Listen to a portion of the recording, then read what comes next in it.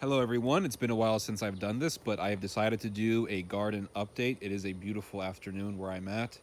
Um, and yeah, the plants are just looking very nice.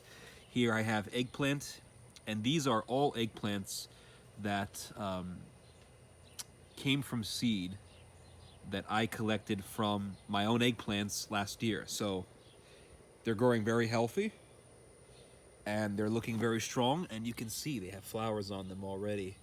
So probably by the end of this month, I will start harvesting eggplant. And really, collecting your own seed is half the battle, everyone. Collecting your own seed is so awesome. You don't have to buy seed, you collect your own, and the plants are completely genetically hardwired to your climate, to your microclimate, the microclimate of your backyard.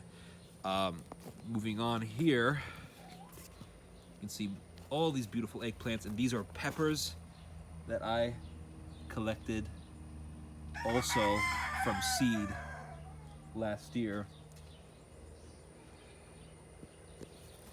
You can see they're starting to develop flowers on them already.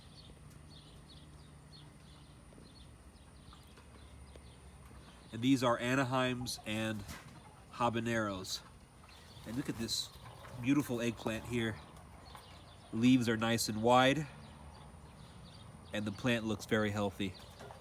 Some of these plants, though, are kind of small, like this one over here. I think I'm gonna move this one. It's too close to the eggplant next to it. Give it another space. On the edges here, I have green onions. Green onions are great because they grow back and they can last for a long time. And they're just very good for cooking. Here I have sunflowers, or just one sunflower actually right here. And you can see it's developing a sunflower, developing sunflowers on the edges as well. And I actually did not intend to grow sunflowers this year. It actually came voluntarily because I took the hay from the chicken coop, and the chickens love eating sunflower seeds. So the hay had a bunch of sunflower seeds in it. So when I spread the hay, sunflowers just started popping up, which is great. Next to it, I have sorrel, which is a deeply citrusy tasting leaf. It's actually related to Swiss chard, but I believe it also shares some genetic qualities to rhubarb, and that's why it has a similar lemony taste to rhubarb. This cardoon here survived the winter, so still growing strong. And then over here I have okra. These are red burgundy okras that came from seed, which I saved last year, and they're also growing strong. Here I have hibiscus, but I'm not sure if these are going to grow in a healthy way because they're looking kind of yellow, but we'll see what happens. Over here I got Swiss chard. I don't know how these Swiss chards popped up, but they did, so hey, that's great. Another volunteer sunflower. These are flowers, as you can see, more sunflowers. Lots of green onions here, dandelion greens, parsley, and celery. Here is a mama radish, and I call it a mama radish because I'm leaving this radish alone so I can take the seed. And here I got tons of Swiss chard growing here. Lots and lots of Swiss chard, some of which are going to flower already. And I'm just going to leave those alone so that they could self-seed. It's actually quite awesome when you have vegetables growing and the next year you don't have to even seed any of it anymore because the seed is just popping up as a weed in your backyard. And that is actually one of my goals, to make my weeds my food. So if I'm growing Swiss chard and the Swiss chard goes to seed, and the Swiss chard just goes to seed by itself, what's the issue? Here are the chickens. And the dog is curious. Or maybe he just wants KFC, I don't know. Here I have parsley. This parsley plant has gone to seed, or is about to go to seed. It's developing flowers. Green onions here. And moving forward, I have here a fennel plant which survived the winter. And this is really cool. This actually is just one fennel plant. But look at how many bulbs this thing has. This thing's got like 4 or 5 bulbs on it. And originally it was just one bulb. But what I did was I sliced the bulb in the middle. And I left the root there. And now it grew back, but with like 4 or 5 different bulbs. Which really goes to show that when you're harvesting fennel, you don't really have to uproot the plant. A lot of people just uproot it. You don't have to do that. You could just cut it at the base. Use the fennel for whatever you want to use it, and just leave the root in the ground, and it just grows right back. Here I have a habanero. This is the flower right here. Habanero, habanero, another habanero. Here's a pepper plant. Have some tarragon here. This tarragon is looking awesome. Tarragon is a great herb. It makes a really, really good tea. Has like a fennel taste to it. It's sweet. It goes very good with chicken. You can use it with a steak, but with chicken, it's just awesome. Just a very good flavor, good fennel flavor. Rosemary, lavender, lots of different flowers. Have some rosemary here, some flowers. Got some bee balm, which is very good for teas. More bee balm here, lots of bee balm. Lots of different flowers here. Then over here I have a mix of different things. Have sunflowers here. And I'm actually growing sunflowers. Well, I didn't intend to grow them. As I said, these sunflowers came voluntarily. But I've decided to leave them because sunflowers, you can actually eat the flowers. And the flowers are like an artichoke, because sunflower is actually a cousin of artichoke. So I've heard you could braise the artichokes and put like ricotta cheese on top of them. It's an Italian recipe that I saw. So I'm definitely gonna try that out. Here's a mustard plant. And these seeds are maturing very fast.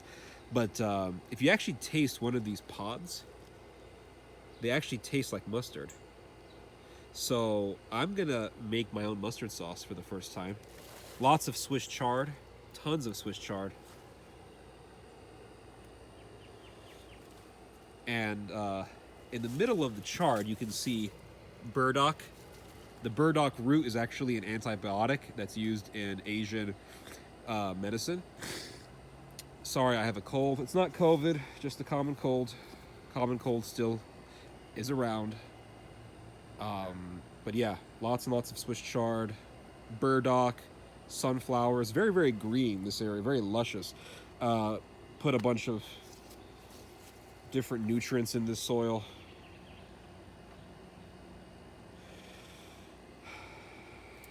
And here, this area is kind of empty, but I have an eggplant here, eggplant there, pepper right there, and then here I put a melon, another melon, and these melons are going to climb up this trellis, which is about, with the bed, it's over 6 feet tall.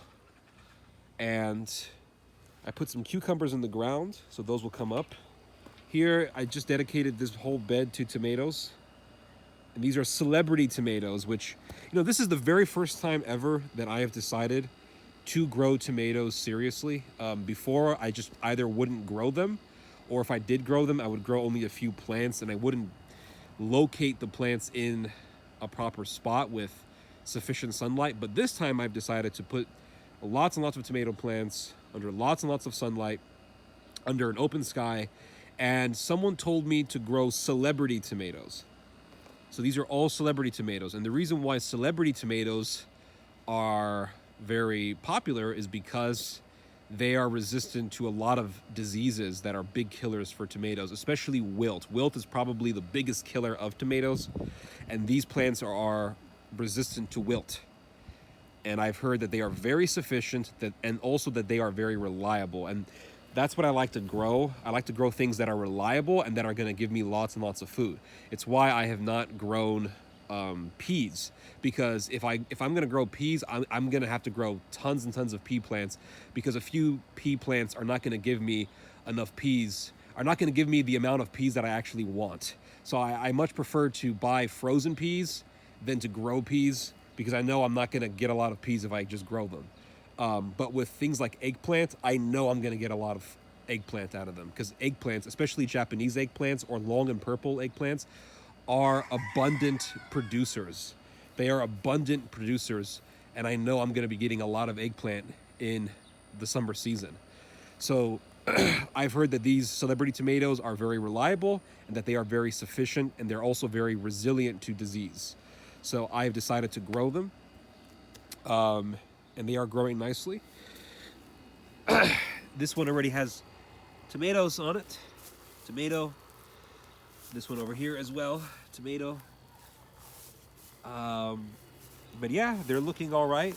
On the edges here, I have melons growing. This is a melon, and melon over there, and they will be growing on these 6-foot tall trellises. Over here, I have cucumbers. These cucumbers have not popped up yet, but this one has. They're gonna grow on these cages over here. And let's see. Over here I have some grow bags. I've decided to try these out. I saw them on the internet. Thought I'd give them a try. And they're good for growing herbs, but I put cucumber in each one. So hopefully that'll work. More Swiss chard here. And also burdock root. Here is mallow, which is a very invasive plant, but very nutritious. And the chickens love it. Here I have grapes. And this is just one grape plant, and it's amazing how many clusters of grapes you will get from just one plant. This is a plant that I put here in March of 2020, right at the beginning of the pandemic. Well, really right at the beginning of the lockdown. But you can see all these clusters of grapes that are growing. It's quite amazing. All these grapes.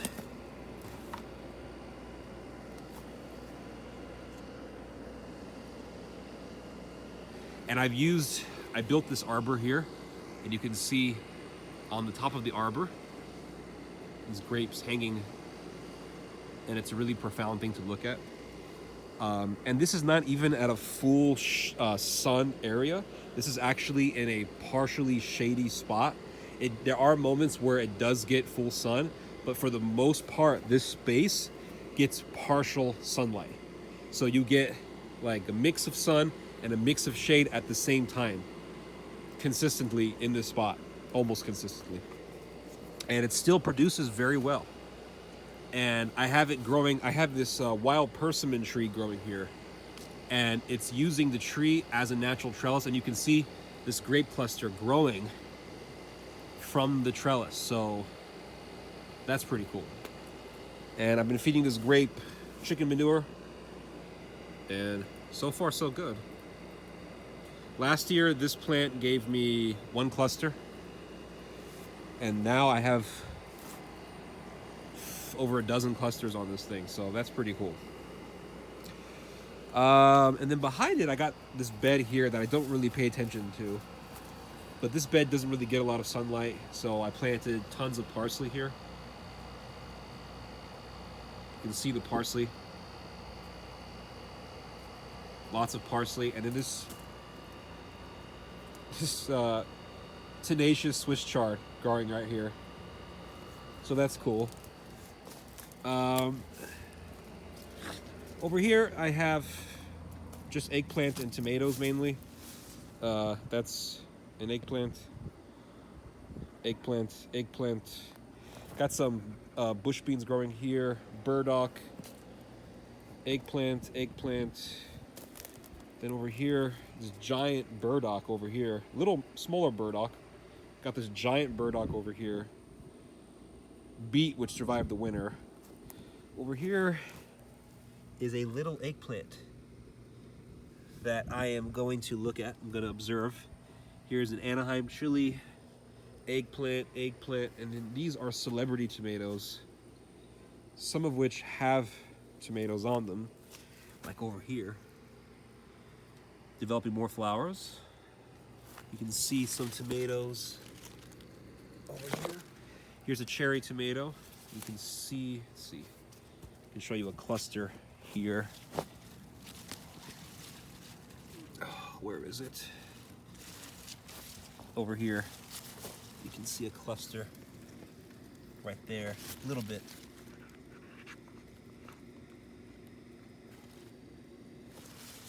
And a slight cluster over here. Nice. And then here's an eggplant, eggplant,